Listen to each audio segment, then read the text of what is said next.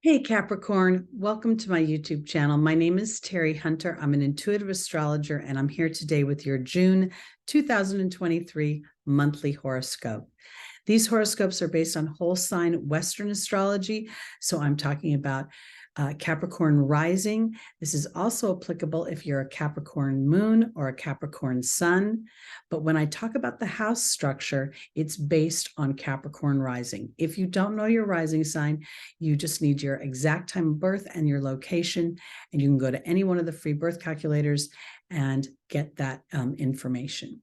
So let's jump right in, Capricorn, because it's a big month as we see Pluto moving back into your first house for its almost final stay in, I believe that it's going to dip its toe back into Capricorn a wee bit in 2024. But for the most part, I think we're having our last big stint of Pluto in Capricorn the end of this year, from now until the end of this year.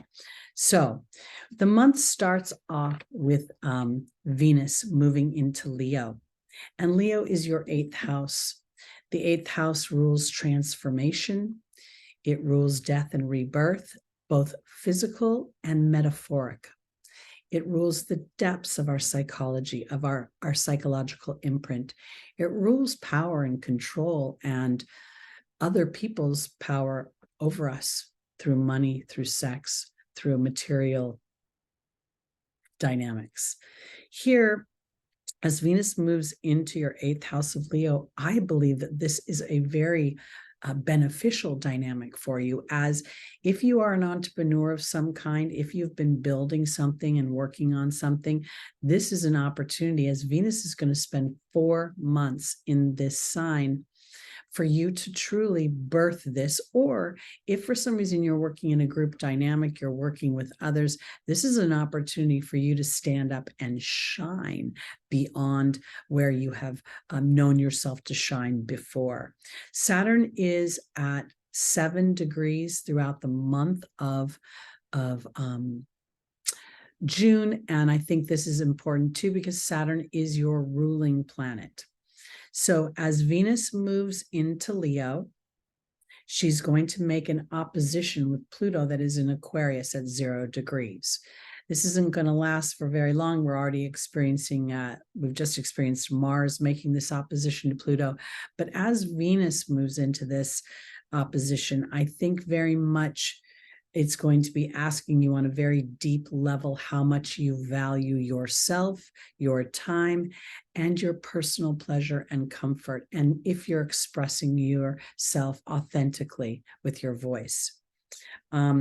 Leo rules pleasure, it rules hobbies and entertainment. It is the most fun sign of the zodiac because it rules all things that are fun. And it rules the performer, it rules the comedian, it rules the child. So I believe that for my Capricorns, this is a pivotal time, as Pluto has been transiting your first house, and then it's gone into your 2nd house for just a moment, and then it's going to drift back into your first house, giving you an opportunity to dig even deeper into your history. And I'm not thinking this is like a therapy session where you're talking about the indiscretions of your childhood, as much as it's looking at your fears and where you potentially have been tucking into a dynamic that feels safe because you can see a certain amount of value with your eyes, and yet your heart has been saying, I don't know about this. I don't know if this is sustainable, because your ruling planet has moved into Pisces. And Pisces is your 3rd house. And that's the house of your thought, the house of your speech, the house of your siblings, your everyday activities, your workmates, your teammates. It rules childhood in the sense of going to grammar school and all the experiences you have as you individualize a bit from your family dynamic. And I believe that Pisces, being your 3rd house, gives you an opportunity, Capricorn, to express a dreamier side of yourself. You have Saturn, your ruling planet, moving 0 to 7 degrees in the sign of Pisces in the year 2023. The 7 degree is the Libra degree. The year 2023 is a 7 year. So the dominant theme for me here is intellectual introspection and an ability to take the experiences I've had and to now integrate them into my life, because I've had a series of revelations and epiphanies that are now lining me up to understanding that when I am purporting behaviors because they are structurally and historically considered sound, it is my opportunity to review those structures to find out if they truly are sustainable, because that's what Saturn asks for. Saturn doesn't pick the lane we choose. Saturn doesn't dictate our ability to be happy. We make those choices, but once we make them, Saturn holds our feet to the fire, meaning Saturn will expect us to endure a path towards our dreams and to continue moving forward, even if we don't see our dreams coming true. Because Saturn rewards over time, and Saturn builds structures that will sustain centuries of time. So I think it's super important to be aware of that. As Venus moves into Leo, it is going to join a grand fixed square. This is the opposition to Pluto and then the squares to the nodes. This feels like a very karmic grand square. It feels as if the fixed nature of this square is tightening in and asking me if the box or the house of my mind that I've created, that I've fostered and nurtured, is it really still working for me? Or is this inadvertently a habit that I don't know how to get out of? Because Pluto's trying to blow that up.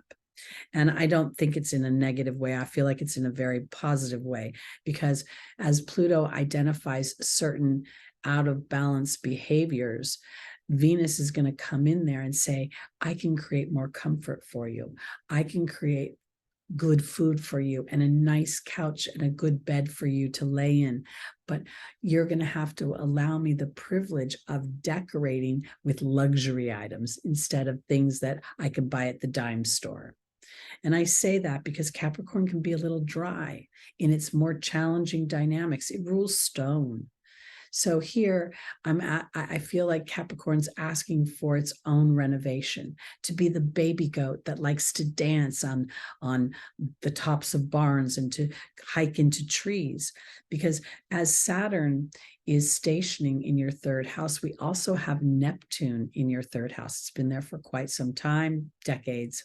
I don't know if it's decades, but it's definitely over a decade.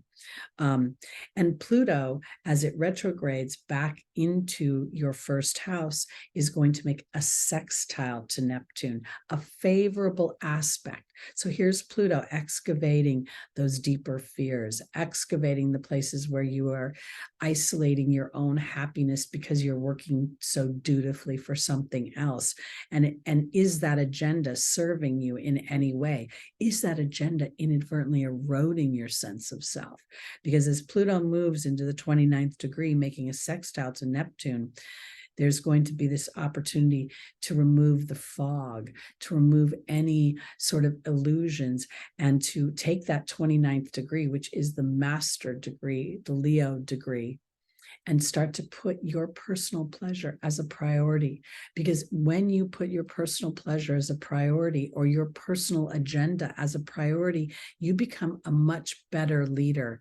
And I say that because instead of saying we do this because it's always been done this way, and sometimes that's a frustrating energy. Now you're starting to say, we're going to do this because this is going to make for some fun. Saturn ruled the golden age. Saturn taught man and gave man tools for abundance. And so this is where I think we're starting to really capitalize on this Saturnian energy versus going back to those old key words that tether us to obligation and duty and depression. So I think this is a very pivotal month. Now, we also have, from the beginning of June throughout all of June, Saturn making a sextile to Jupiter and the North Node. This is a very favorable aspect for reinventing your belief system, for taking the things that you love historically, not throwing them away, but building upon them. So the things that have worked for you, you keep, but the things that have been tethering you to something that doesn't feel good get to sit on the side of the road now. And the North Node is going to exasperate the Jupiterian energy of wanting that expansion, wanting that belief in myself, wanting to feel a sense of justice and fairness, wanting to start potentially my own business. Jupiter rules commerce. It rules social sciences as well, which is interesting because on some level, as we individualize and we do this in a way that is of service to others, we will sort of start a new social dynamic amongst the collective. Because Saturn is also making a sextile to the North Node and Jupiter, and a trine to the South Node in Scorpio. So this excavation doesn't have to feel so gut-wrenching. It can be more of something that you've already known, something that's been poking at you, something that's been saying, let me be birthed, let me live. And now is the time to really want to do that. Because we have Saturn also making an inconjunct to Venus around the mid-month. As Venus gets to 4 to 9 degrees of Leo, she's going to make a blind spot to Saturn. Venus rules our self-worth and our money.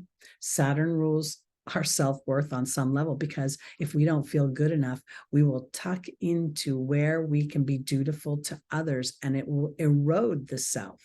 So I think that this is potentially for you a real moment of saying, I've got to decide if I matter.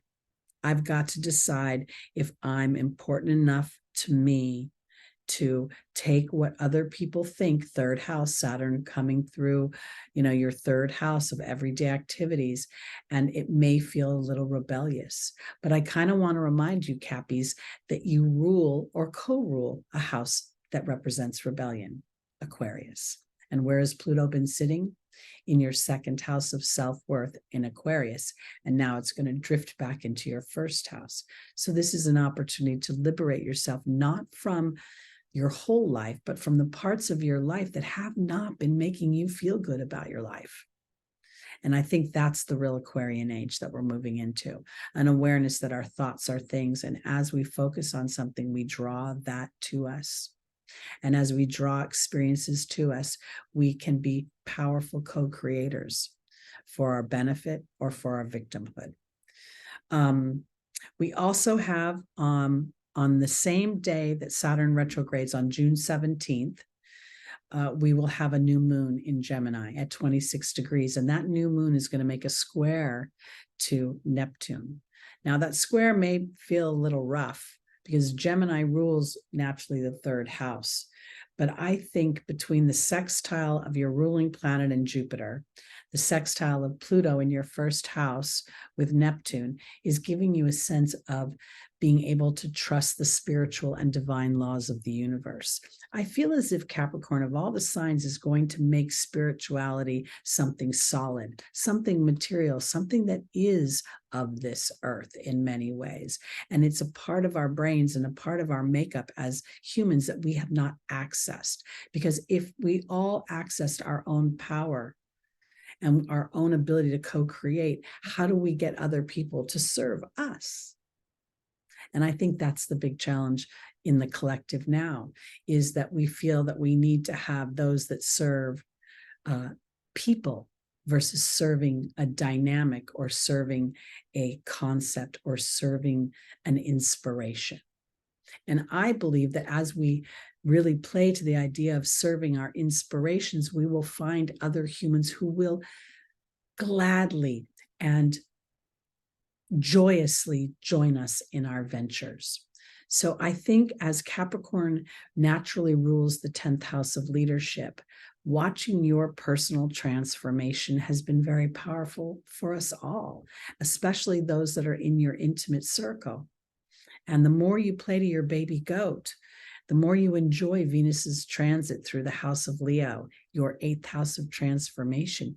You may find yourself by the end of this year finding your resources are actually moving much more fluidly than other people's are. And they may be saying, why is that happening? And it's because you have shifted and adopted and you've surrendered to Pluto's excavation. And you've decided now to be the phoenix that rises from the ashes. So I think this is a very powerful month overall. I think we're in a series of powerful months, to say the least. And I think as we become more aware, we become more willing to step into a vibration that may feel a little bit chaotic in the beginning, but on the other hand, will create a great sense of ease for us moving forward. All right, Capricorn, that's it for me for the month of June 2023. If you'd like to book a reading with me, I am available both for angel readings and astrology readings. My information is below. And please join me Sunday mornings live at 11 a.m. Pacific time. That's where I do an angel reading and throw a tarot card for each sign. And the divine gives us advice for traversing the week ahead's transits. And please like, subscribe, hit that notification bell so you'll know when new content comes out. And thank you for your comments. I read them all and I appreciate them and I try to respond, but time doesn't always afford me that lately because I'm busy. Yay. All right, Capricorn, I'll see you soon. Peace out.